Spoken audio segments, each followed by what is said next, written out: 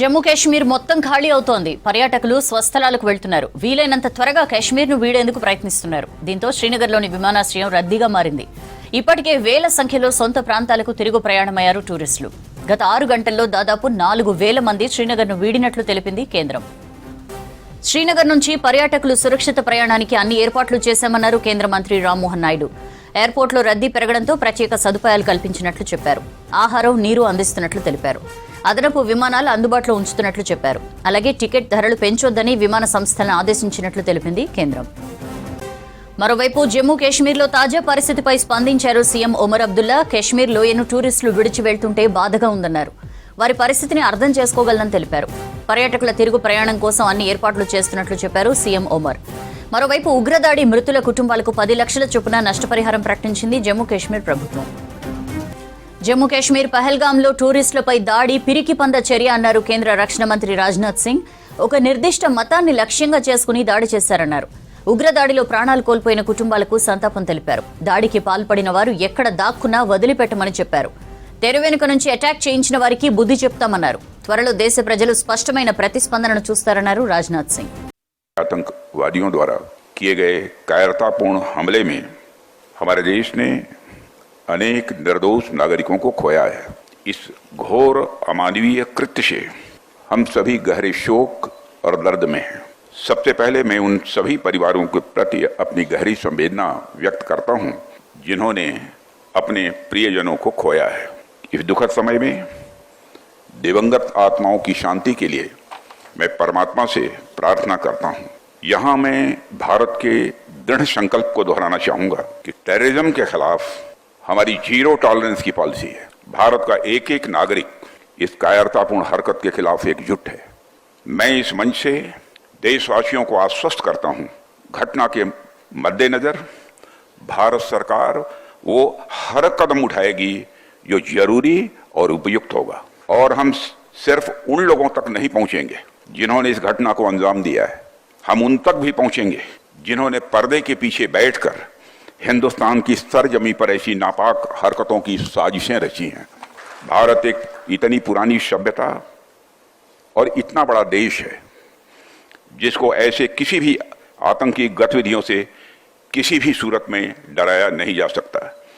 ऐसी हरकतों का जिम्मेदार और इसके जिम्मेदार लोगों को आने वाले कुछ ही समय में जोरदार तरीके से नजर आएगा। मैं देशवासियों को आश्वस्त करना चाहता हूं।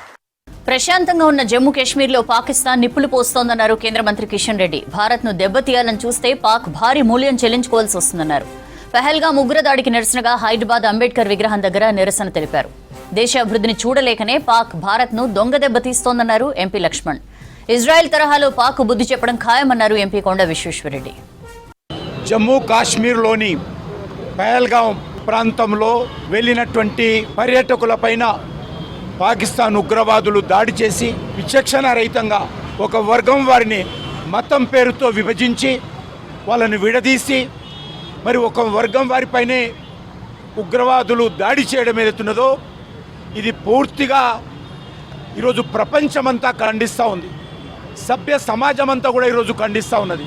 ఈరోజు భారతదేశంలో 370 ఆర్టికల్ తొలగించిన తర్వాత జమ్మూ కాశ్మీర్లో ఎన్నో రకాల అభివృద్ధి జరుగుతూ ఉంది.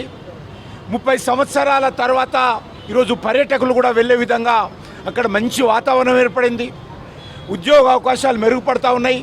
అన్ని రకాలుగా జనజీవనం సంతోషంగా ఉన్నటువంటి ఈ నేపథ్యంలో మళ్ళీ ఈరోజు పాకిస్తాన్ జమ్మూ కాశ్మీర్లో నిప్పులు పోసే విధంగా అమాయకులైనటువంటి పర్యాటకులను ఈరోజు విచక్షణారహితంగా కాల్చి చంపడం ఏదైతున్నదో ఈరోజు మేము పూర్తిగా ఖండిస్తూ ఉన్నాము.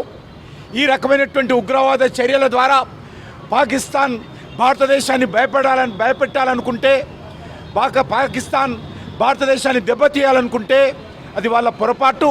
ఇప్పటికే పాకిస్తాన్ గత కొన్ని సంవత్సరాలుగా ప్రపంచ దేశాల ముందు చిప్ప పట్టుకొని భిక్షమెత్తుకునే పరిస్థితి వచ్చినప్పుడు కూడా సిగ్గు లేకుండా ఈరోజు భారతదేశం మీద దాడి చేయడము, భారతదేశ పర్యాటకులను హతమార్చడం ఏదైతున్నదో చాలా సిగ్గుమాలినటువంటి చర్య.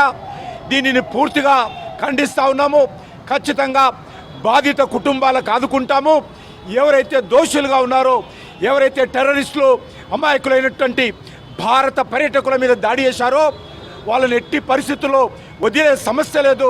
ఖచ్చితంగా వాళ్ళపైన చర్య తీసుకునే విధంగా భారత ప్రభుత్వం నిర్ణయం తీసుకుంటుందని ఈ సందర్భంగా మనవి చేస్తా ఉన్నాను. నిన్న నిజంగా అమాయక పర్యాటకులు లక్షల సంఖ్యలో ఇవాళ కాశ్మీర్ యొక్క ఆ సుందరమైన ప్రాంతాన్ని ఆస్వాదించడానికి కుటుంబాలు తరలి వెళ్తూ ఉంటే సహించలేకపోతున్నది పాకిస్తాన్. కాశ్మీర్ భారతదేశంలో అంతర్భాగం అని చెప్పి భారత ప్రజలు ఇవాళ గుర్తించి ఆ రకంగా కాశ్మీర్ ఒక పర్యాటక కేంద్రంగానే కాకుండా కాశ్మీర్ యొక్క సంస్కృతిని కాపాడే రీతిలో మోదీ ప్రభుత్వం చేస్తున్నటువంటి ఈ అభివృద్ధి దాన్ని సహించలేక దొంగ దెబ్బ తీసినటువంటి ఈ పాకిస్తాన్ను సభ్య సమాజము మొత్తం దేశవ్యాప్తంగా కూడా ప్రపంచవ్యాప్తంగా కూడా ఈరోజు వారు ఖండిస్తూ ఉన్నారు. ఇప్పటికైనా పాకిస్తాన్ బుద్ధి తెచ్చుకొని ఈ ఉగ్రవాద చర్యలకు వారు కనుక స్వస్తి పలకపోయినట్టయితే మరి ఈరోజు ప్రపంచంలోనే పాకిస్తాన్ను ఒక ఉగ్రవాద దేశంగా ప్రకటించే రోజులు వస్తాయని చెప్పి కూడా హెచ్చరిస్తూ మరి ఆ దోషులు ఎవరైతున్నారో వాళ్ళని కఠినంగా శిక్షించాలని వారిని ఖచ్చితంగా ఏరివేయాలని ఈ దేశం నుంచి ఉగ్రవాదాన్ని తీవ్రవాదాన్ని కూడా వెకిలివేయాలని చెప్పి కూడా ఇవాళ ప్రజలు భావిస్తున్నారు.